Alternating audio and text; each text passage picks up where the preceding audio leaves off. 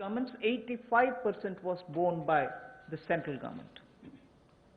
During the travel in the train, food was also given to the workers. So why am I elaborating all this? Just because, remember, jaan hai to jahan hai. So immediately, to make sure that the lives are given the first priority and attention, we ensured that this was extended. But now, it is important also to provide every support when in a changed post-COVID era, livelihoods will also have to come into their fullest play.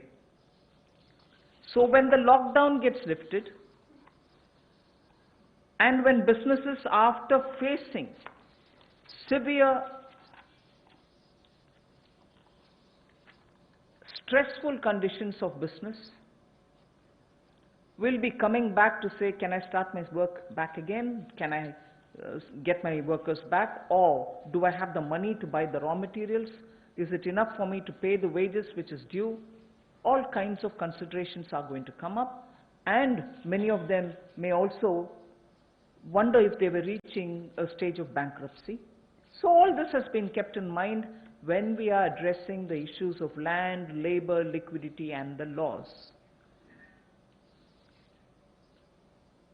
So today, and like the days earlier, the 4 days earlier, our attempt is to make sure that, like the way we gave in PM Garib Kalyan, we attend to Jaan, but also make sure that environment is all right now for everybody to start protecting their work, their businesses, their homes, and everything else. Today, I have 7 such steps to tell you, and the order in which I'm saying them are: the first one is Mahatma Gandhi National Rural Employment Guarantee Scheme. Second is on health, and both in rural and urban. And together with it, I put an during the COVID period, education-related steps that have been taken. So that's the second. Third is on businesses and COVID. Fourth is on decriminalization of the Companies Act. Fifth is talking about ease of doing business and related matters. Sixth is on public sector enterprises related matters and the policy thereof.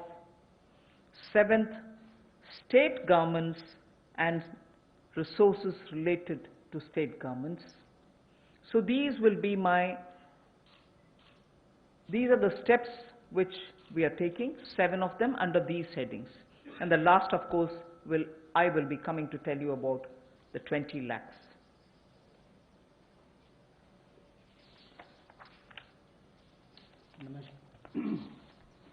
नमस्कार। आत्मनिर्भर भारत अभियान में माननीय प्रधानमंत्री जी ने हम सबके सामने बात रखी, देश के प्रति संबोधन किया। उसको देखते हुए हमने पिछले कुछ दिनों में वो कदम उठाए जो रचनात्मक और उपयोगी हों। We have taken steps which were constructive and productive, और योजनाबद्ध तरीके से हमने काम किया है।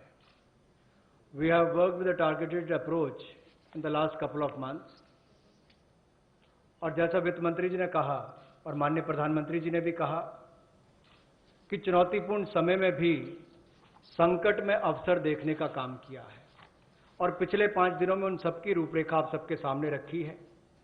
आत्मनिर्भर भारत का 20 लाख करोड़ का पैकेज और इसके साथ जो रिफॉर्म्स हम एक बड़ा बदलाव लाने के लिए और संबल प्रदान करने के लिए लाए हैं, वो पिछले कुछ दिनों में उसकी रूपरेखा हमने आपके सामने रखी। इस पैकेज में सभी वर्गों का ध्यान रखने का प्रयास किया गया है, चाहे वो किसान हो, बागवान हो, महिला हो, मजदूर हो, उद्यमी हो, युवा हो, इन सबके लिए ही, व्यापारी कर्मचारी तक के लिए भी उसका इसमें ध्यान रखा गया। और सबसे पहले ध्यान स्वास्थ्य की सुविधाएं देने के लिए प्रधानमंत्री जी ने घोषणा की थी। फिर प्रधानमंत्री गरीब कल्याण पैकेज को हम लेकर आए 1,70,000 करोड़ का, और उसमें भी अगर आप आज तक देखें तो सबसे पहले राशन देने का काम, अनाज देने का काम जो पूरे देश भर की राज्य की सरकारों और यूनियन टेरिटरीज के माध्यम से किया, तो 80 करोड़ लोगों को मुफ्त में 5 किलो गेहूं और चावल देने के लिए हमने इस योजना को लेकर आए और इनके परिवारों को 1-1 किलो दाल देने का काम भी किया और प्रति व्यक्ति 5-5 किलो गेहूं चावल। इसके अलावा गैस की कमी ना हो, ऐसे 6 करोड़ 81 लाख रसोई गैस के सिलेंडर और इसमें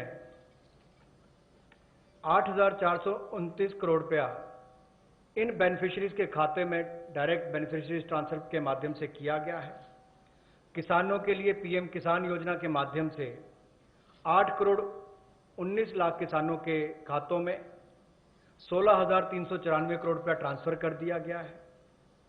नेशनल सोशल असिस्टेंस प्रोग्राम जो वृद्ध, विधवा, अपंग के लिए किया जाता है, उसमें भी 2 करोड़ 81 लाख बेनिफिशियरीज को 2,807 करोड़ रुपये अब तक ट्रांसफर कर दिया गया। कुल इसमें 3,000 करोड़ ट्रांसफर करना था। प्रधानमंत्री जनधन योजना खाते जो लगभग 20.5 करोड़ लोगों के हैं, महिलाओं के हैं, जिसमें शहरों में भी 2 करोड़ महिलाओं के खाते इसमें आते हैं।